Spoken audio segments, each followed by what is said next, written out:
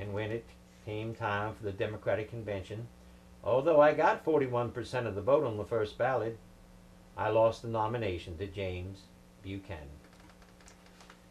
By this time, I had accepted my role as hostess and began holding Friday evening receptions. The last year of Franklin's term was as socially normal as could be. One of our socials was so well attended that guests had to climb out of the windows to leave. But the end had come. I sent a personal note to each of my cabinet members, the only cabinet to have no changes in a 4-year term.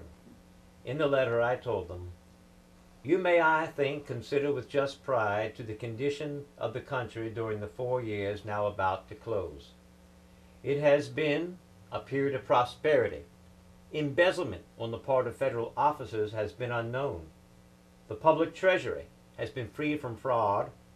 Value has been added to our domain, and peace has been maintained with all nations of the world without compromise of right or strain." Secretary of State William Marcy felt that no occupants of the White House had ever left with such affection from the people of the city. So why then am I one of the least known presidents in our history? Because of events that would unfold a few years later. Franklin's immediate concern upon leaving the presidency was for attempting to renew my health and spirits by spending the next 3 years traveling. Well, after spending the summer in several locations in New England, we traveled to the island of Madeira, off the coast of Morocco, where we spent the winter. Then we took a leisurely trip through Europe. And in Italy, we're joined by Franklin's oldest friend, Nathaniel Hawthorne, who commented to me that something seemed to have passed out of Franklin without leaving any trace. It was in Rome that Franklin gave me an Etruscan bracelet containing a piece of his hair, which I placed along with remembrances of my departed mother, my sister, and my son Benny. The traveling did little to revive my spirits, though. I only found solace in my Bible. Not long after I returned, the horrible election of 1860 occurred, bringing Abraham Lincoln into the presidency. In March of '61, he assumed the office, and in April, Fort Sumter was fired upon. I had to take action or my beloved Union would be torn apart.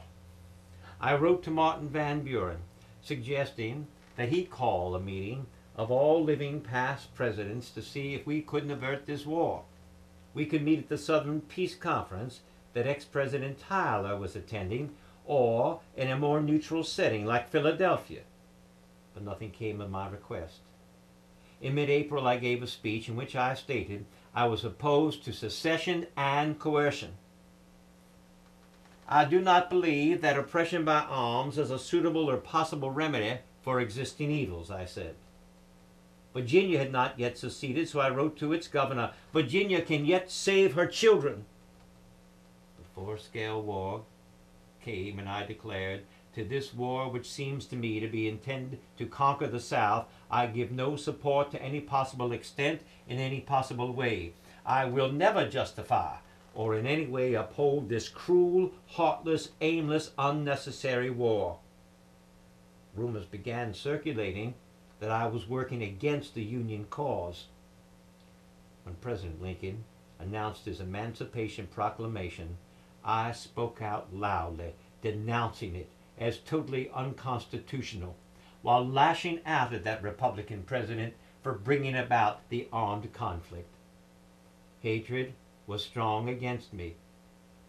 Hawthorne dedicated a book to me, Our Old Home. In it he praised me for my devotion to the grand idea of an irrevocable union.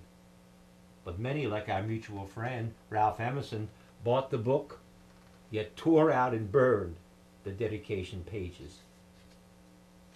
Nathaniel had been a close friend throughout my life, and so it was fitting he was by my side immediately after Jeannie passed away on December the 2nd, 1863.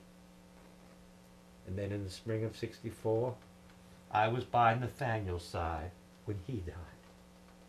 But sentiment was so strong against me, I was denied the privilege of being a pallbearer at my friend's funeral. What use is there in living